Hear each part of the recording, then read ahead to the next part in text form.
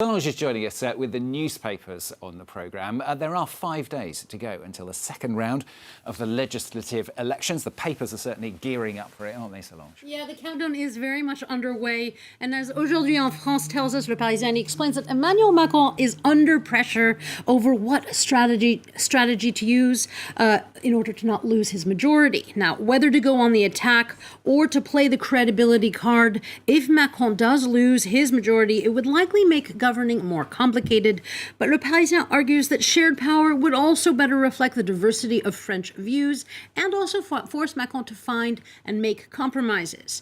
But for the left-leaning paper Libération, Macron is wiggling and twisting about, not knowing what to do about this headache, his headache that is coming both from the left and from the far right.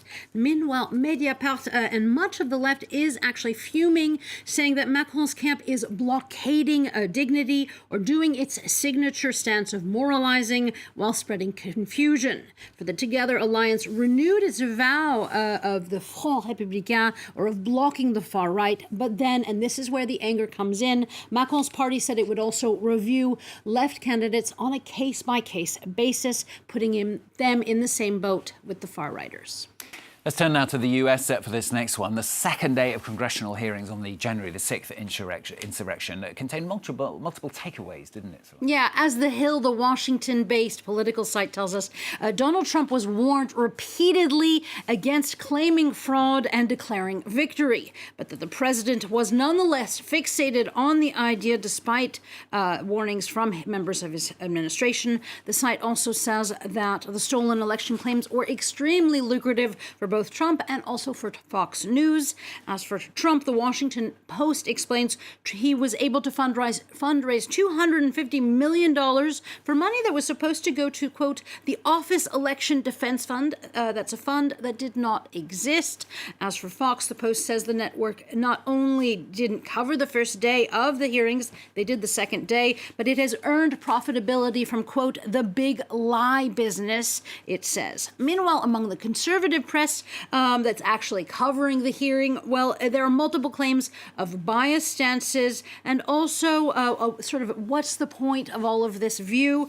As the conservative Washington Times writes, the hearings are not expected to result in criminal charges. Cartoonists are having quite a lot of fun with it, aren't they? Yeah, they are. As usual, they hit the nail on the head when it comes to issues following witnesses' testimonies that described such an encounter. Ann Telney's of the Post has a red-faced Trump being counseled by a drunk Rudy Giuliani and a little mouse looking on at the two of them saying yuck.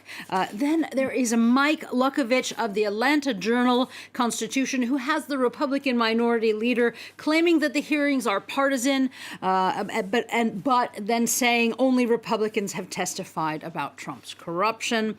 And finally, there is Ramirez, this is my favorite of the day, who has the Republican elephant, the GOP elephant, burying his head in the sand while someone explains it's Trump, is still showing a wordplay there on the word rump. Nicely put. Let's go to the UK for this next story. Two stories, in fact, that are making the headlines there. Yeah, as we see on the front page of The Independent, the top two stories in the UK today are the UK court giving the green light to deportation of flights to Rwanda, but also a government bill that could tear up post-Brexit deals on Northern Ireland. As for the first story, the Eye explains that the church has told 10 Downing Street that the Rwanda flights shame the UK and are against a Christian heritage of compassion and justice. For the conservative tabloid The Daily Mail, though, the flights, which are expected to begin today, are about common sense. And the conservative tabloid laments that just a handful of asylum seekers will be on board. Meanwhile, in regard to the second story of a Northern Ireland bill, the FT explains that Brussels is furious, as is Dublin, and also actually Sinn Féin lawmakers in Belfast as well. The EU has threatened legal action over the changing of the Brexit deal.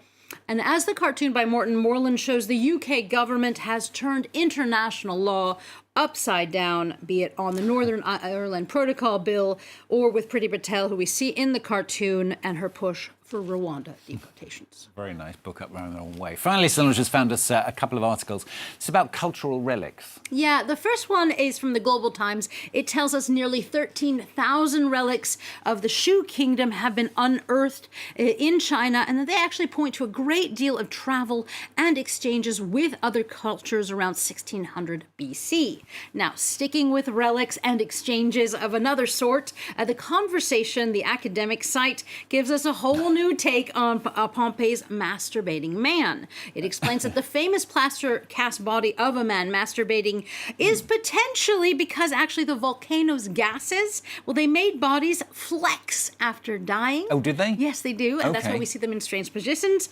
But it also explains that sex at the time was a praised, untaboo pastime, and also that the phallus was a symbol of good fortune and protection, much like the evil eye today. There you go. Now you know. It's all about flexing, apparently.